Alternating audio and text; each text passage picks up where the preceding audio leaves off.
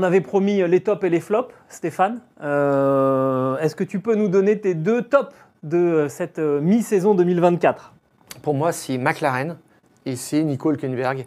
McLaren parce que c'est une écurie qui est indépendante et dans cette compétition de grands constructeurs, ils arrivent à résister. Ils ont un moteur client, je trouve ça exceptionnel. Tout ce qu'a fait Zak Brown depuis 2017, c'est juste parfait, c'est des bons choix. Des pilotes de 23-24 ans, c'est la paire la plus attrayante du plateau et de loin, je pense, franchement. Ils sont 3e au championnat, tout près de Ferrari. Il y a 7 points simplement qui les séparent. Norris est 2e du championnat, solidement installé. Piastri 5e, tout ça c'est propre. C'est la seule paire de pilotes qui s'est qualifiée à chaque fois en Q3. Bon voilà, et Piastri qui a fait tous les tours du championnat. Donc ce sont 2 métronomes et ils avancent, ils continuent d'avancer. Et je pense qu'ils vont terminer vraiment 2e au championnat pilote et constructeur. Et alors, comme quoi la réussite peut venir avec les longues années, Nico Hülkenberg dans les tops de Stéphane Vrignot. Bientôt 37 ans, et il reste sur 2 6e places, c'est quand même impressionnant qu'il l'eût cru. Il a marqué plus de points que Sergio Pérez. Tout à fait. En 2 Grands Prix. Et ce qui est génial, c'est que ça valide quand même l'insistance, la persévérance quand même de Gene Haas, qui doit se poser la question, ou qui a dû se poser la question assez souvent, qu'est-ce que je fais finalement en Formule 1 ? Est-ce que je revends ma licence ou pas à d'autres, à une autre écurie américaine qui serait prête à rentrer ? Je nomme Andretti. Mais en qualif, il n'y a pas match avec Magnussen, c'est du 9-7. Les points, c'est du 22-5. Voilà, c'est pareil. S'ils auraient 2 Hülkenberg, ça serait juste fantastique. Et puis là, ils sont 7e au championnat. C'est pas si loin que ça de la 8e place. En tous les cas, ce serait le meilleur résultat depuis 2018. Et là, 5e place de Haas. Alors, je te donne mes tops à moi. Oui. Mes tops à moi, c'est d'abord la saison en elle-même, parce qu'on a eu en Grande-Bretagne un 6e vainqueur différent sur ces 12 premiers Grands Prix. C'était arrivé, alors l'année dernière, il y en avait eu 3 seulement, pilotes différents. Il y a 2 ans, en 2022, c'était 5 pilotes différents. En 2021, on avait eu 6 pilotes vainqueurs différents, dont Ricciardo à Monza, si tu te souviens, et Esteban Ocon à Budapest. Pour trouver mieux, il faut remonter loin. Il faut remonter d'abord à 2012. On avait eu 8 vainqueurs différents. Et le record absolu, c'est 1982. C'est Julien Pereira qui m'a rappelé ça. On avait eu 11 vainqueurs différents. Bon, on est dans les clous, finalement, 6 vainqueurs différents en 12 Grands Prix. On peut éventuellement battre ce record de 11. J'y crois pas trop, mais ça nous dit quand même que cette saison est beaucoup plus ouverte que ce à quoi on pouvait s'attendre. L'autre top me concernant, c'est Max Verstappen.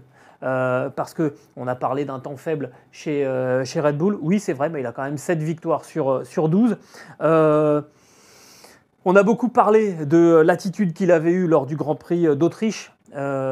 Impitoyable en piste avec son ami Lando Norris, mais humain en dehors, parce qu'on a appris après, on avait évoqué la semaine dernière le fait que cette amitié possible, enfin cette amitié entre ces 2 hommes, elle ne pouvait pas résister à l'ambition d'être tous les 2 champions du monde. Et puis finalement, il y a eu une jolie anecdote quand il raconte que lundi matin, alors chacun est rentré chez lui évidemment le dimanche soir, ils n'ont pas voyagé ensemble, et puis le lundi matin, Max Verstappen a pris son téléphone en disant non, il faut que j'appelle Lando, et il a vu que Lando l'avait déjà appelé pour essayer de désamorcer, pour essayer de parler de tout ça.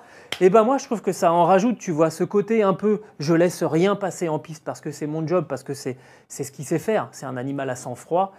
Mais après, il y a une sorte d'ouverture, d'honnêteté. Moi, j'ai trouvé ça très très beau. Et puis, il faut dire que c'est un pilote tellement exceptionnel. Je le dis, je le répète, pour moi, la Red Bull, elle est nulle part. Et il faut un extraterrestre comme Verstappen pour en faire quelque chose. Voilà pourquoi c'est mon deuxième top de cette demi-saison 2024. On a parlé des tops. Immanquablement, il faut parler des flops. Stéphane ? Alors, je vais te donner les 2 que j'ai retenus. Pour moi, le flop le plus retentissant, c'est Aston Martin quand même. Et le deuxième, sur lequel on reviendra peut-être un petit peu moins, c'est Perez. C'est l'évidence, on en a déjà parlé. Mais Aston Martin marque le pas quand même. Ils ont inauguré une nouvelle usine, ils vont avoir une nouvelle soufflerie. Mais tout ça, ça tourne un petit peu au ralenti. Et ce qui m'étonne le plus, en fait, c'est que la voiture est devenue faible au plan aéro. Alors qu'elle est faite par Dan Fallows, qui était le directeur de l'aéro chez Red Bull, Chez Red voilà, Bull, pardon. d'où il vient. La Red Bull qui était exceptionnelle dans ce domaine et avec des outils comparables, il ne parvient pas à faire la même chose. Et puis je suis un petit peu inquiet aussi pour notre ami Alonso qui va avoir 43 ans quand même et qui domine encore Stroll mais de façon moins évidente, spécialement en qualif, 7-5, voilà. Et il était 4e du championnat l'année dernière. Il finit avec 206 points. Et là, pour l'instant, il a accumulé 45 points. Donc, il va faire moitié moins que l'année dernière quand même. C'est assez inquiétant. 9e sur notre grille type. Bon, voilà, il est devenu un pilote un petit peu ordinaire qu'on oublie. Il était candidat au podium régulièrement l'année dernière. Ça n'est plus du tout le cas cette année. Et puis, le flop, forcément, c'est Pérez. Parce que là... ce qui est un petit peu gênant, c'est que c'est le côté marketing qui prend le pas sur l'aspect sportif, la valeur d'un pilote. Red Bull, on a l'impression qu'ils ne peuvent pas se passer de lui pour le marché américain. Il faut vendre des canettes, voilà, mais à part ça, pas grand-chose. Et franchement, maintenant, il occupe une place qui est très enviée et qui ne justifie plus. Alors mes flops à moi, là j'ai mal à ma France, mais mon flop à moi c'est Alpine, parce que c'est même un cas d'école du flop en Formule 1, avec des résultats en berne, un moteur qui n'existe plus, hein, puisqu'on envisage d'aller chercher un moteur ailleurs quand on s'appelle quand même le groupe Renault, un accord entre les pilotes qui ne trompent personne, et puis des valeurs morales qui ont été investies au fond de la cale du Titanic. Hein, si on veut aller les chercher, elles seront là-bas depuis qu'on a donc été chercher Flavio Briatore pour diriger cette équipe. C'est incroyable. Voilà, on n'en dira pas plus. Pour moi, c'est le plus gros flop de l'année, mais j'ai même envie de dire, on va parler de décennie, parce que c'est absolument phénoménal. Mon deuxième flop, il est un peu plus technique, il est encore plus politique. Il concerne le refus de la Formule 1 d'accepter Andretti comme 11e équipe en Formule 1.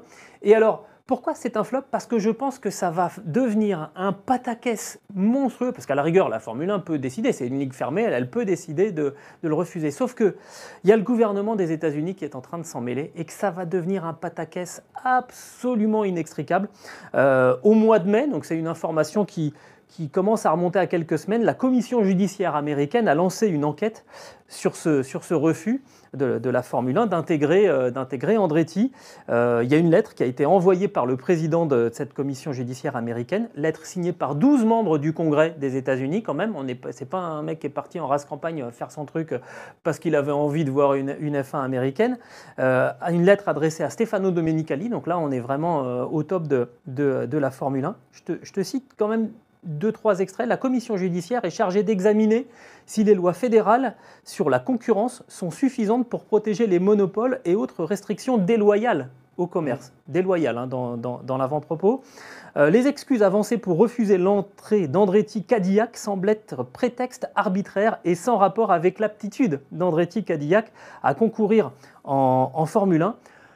Et en gros, on a attendu du côté de cette commission que l'accord avec l'organisateur du Grand Prix de Las Vegas soit signé pour les 10 prochaines années pour monter au créneau en disant « bah ok, c'est bien, maintenant vous voulez organiser 3 Grands Prix par saison aux États-Unis, bah, il va falloir vous conformer aux règles de la concurrence ». Et en gros, on va faire pression pour que la Formule 1 accepte l'équipe Andretti Cadillac.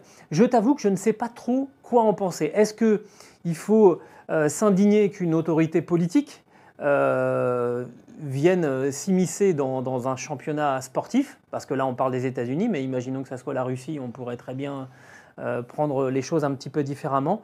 Et en même temps, je me dis que ça serait plus intéressant si on avait 11, 12, 13 équipes en Formule 1, à condition voilà, qu'elles soient valables. Je ne sais pas me faire ma religion de cette information. En tout cas, c'est quelque chose qui est là comme un serpent de mer et vous allez en entendre parler à un moment, il y aura une décision ou alors si demain vous apprenez qu'Andretti est autorisé à rentrer en Formule 1, vous comprendrez pourquoi.